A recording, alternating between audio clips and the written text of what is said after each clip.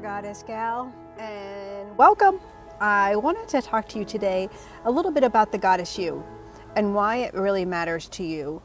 And what is the Goddess You about? I know I've gotten this question from people wondering what is the book about? And I think I need to kind of clarify and make it known what the Goddess You is. I've been kind of shy, been kind of busy behind the scenes, working and building my new business, healing studio in spirit. So I think it's time that we sit down and we have a little chat, a little session.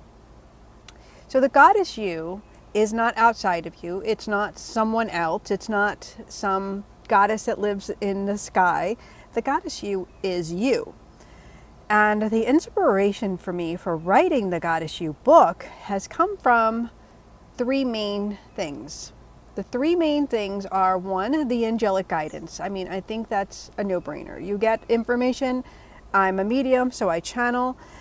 And the angels came in and they gave me these beautiful 12 steps to follow in order to move into my alignment, to clear up the junk that was in my life that was stopping me from living the life that I always dreamed I could have. So that was number one. Number two, it was to be of service. To be of service for others, to help others, because that's been something I've had my entire life. And I'm sure many of you can relate to that. We're people helpers. We want to do things. We want to, just help wherever we can. And I didn't always have the right formula for help. I didn't always have the right method. This is what the angels showed me. And this brings me to step number three. They showed me how to create sacred space for another. Sacred space, the angels taught me, is this love space. It's this space that when you are ready, it's here for you. So everybody heals on their own time. Everybody learns on their own time. We can't force another. And I think that was something I did in the past. I didn't understand the messages and the knowing I had. And so I would kind of force the work, or I would force my readings on people. And the angels say, no, allow people to come to you. Be still, be patient, and they will come, and that knowing will be really clear. It'll be really yummy, and it'll be exactly what they need when they need it. Don't force. So the book is there, and it's that sacred space that when you are ready, when another is ready, that it's available to them. And what would that mean to be ready? This sacred space came from, for me, a very personal goal to hold sacred space for others, because I didn't have that believability when I was younger. People didn't understand what I was telling them when I would say, I saw people in my room. So what happened was I was 4.5 when I saw my first loved one. And that was my grandmother had passed away. And she was the first soul that I saw, that I remember seeing. And after that, I started to have these visits, these nightly visits. I would be bombarded in my room by these souls that would probably just want to connect, because when you are a beacon of light, that's what will happen. So I would go to my parents' room and I would tell them there were people in my room, and sometimes they would let me sleep in their room, and then they would sometimes send me back to my room. They believed I was having bad dreams. I wasn't able to communicate properly what was happening, and they didn't understand either. So they just really thought I was having bad dreams. So I would go back to my room and I learned how to self-soothe. I was a thumbsucker, so I would pull up my silky blanket all the way up to my face, and I will snuggle in. And I learned in this time of being afraid to do this thing I call my revolving door, where I kind of go within. And this going within is what shuts off that connection to spirit, so they don't come and visit me. It's not daunting. I've heard from a lot of other mediums say they've had constant connection. They can't go out in public. They can't go to the mall. They can't walk down the streets of New York City because they're constantly bombarded with souls from the other side. So this little thing I taught myself at a young age, at 5, 6, or 7, has been a lifesaver for me. It really has helped me to just know when I'm off, I'm not working, and I can close it down. So that's a beautiful thing. But what happened during this time, in this young age, is fear came in.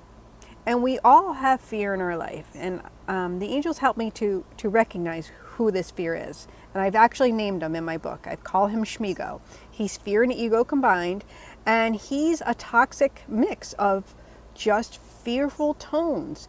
And his constant manipulation, his constant feeding you fear-based thoughts is his only job in life. So that's his only job, to keep you living as a victim, keep you living in the past, keep you living in the judgments, keep living in the anger, in the old stories, and he tells you you're not good enough.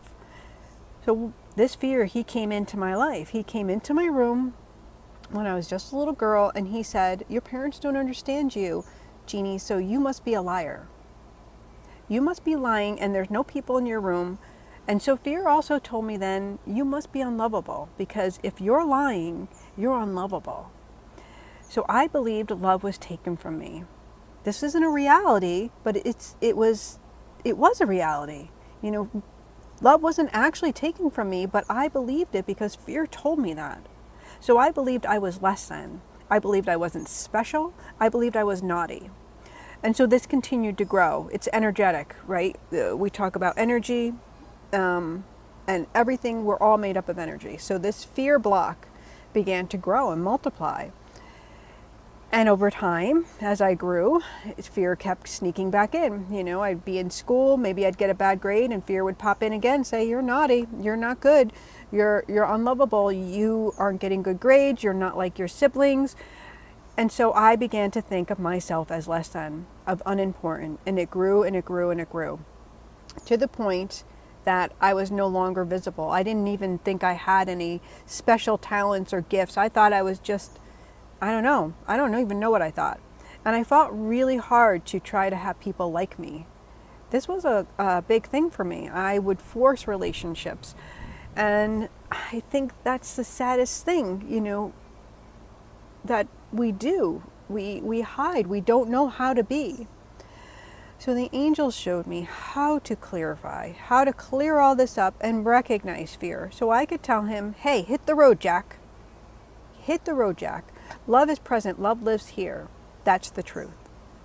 So holding this sacred space for you so you can find where fear's been tricking you. Where has he been keeping you from being the real you? Recognizing ourselves in the mirror and seeing ourselves in love, that's a really big thing. I don't know if you're like me, but when I used to look in the mirror, I couldn't even stand what I was seeing. I wouldn't even feel like a real person. And love had me believe, yes, you are real. You are love. You are perfect in every single way. Because when I started to see myself through the eyes of God, I realized I am special. I am lovely. I can hold sacred space. I can create that life because God says I can.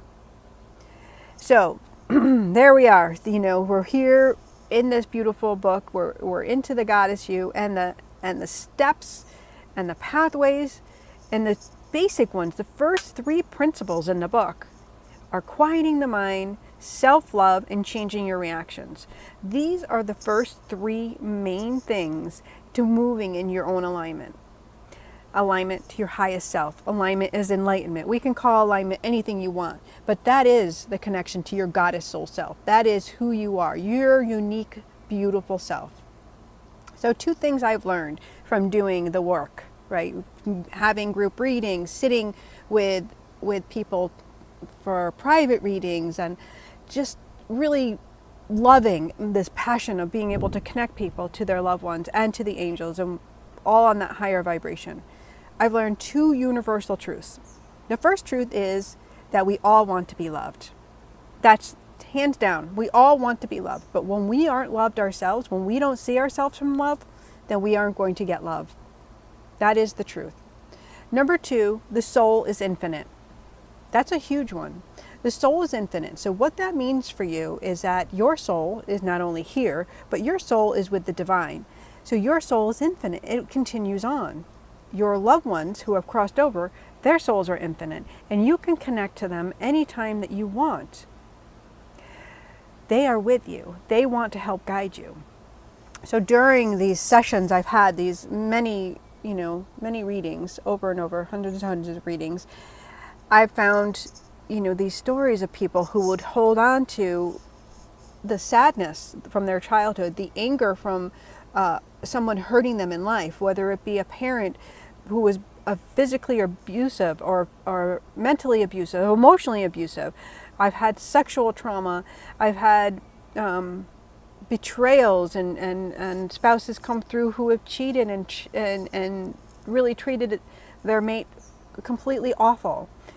And sitting in a session with a physical body, somebody here in this world, and a soul coming through from the other side saying, I am sorry. I know what I did, and I take responsibility. I send you love now.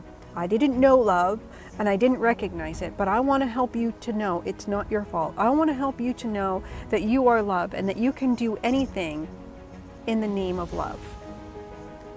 Well, this has been powerful medicine. It's been powerful medicine healing for myself.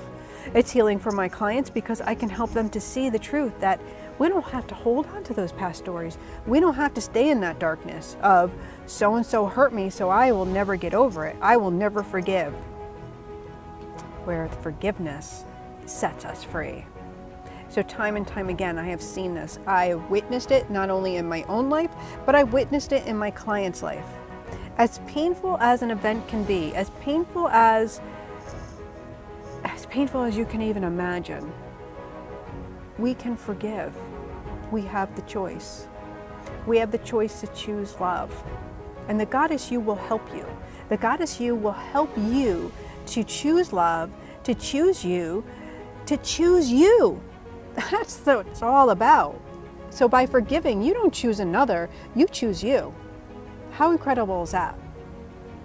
So if you would like to join me, if you'd like to begin your journey and become one with your Goddess Soul Self, I'm holding that space for you. It's ready, it's available, and I hope to see you. I really do. I hope to hear from you. I hope you share your story. And, I'm so excited about it. I can't even begin to tell you. I hope you have a wonderful day.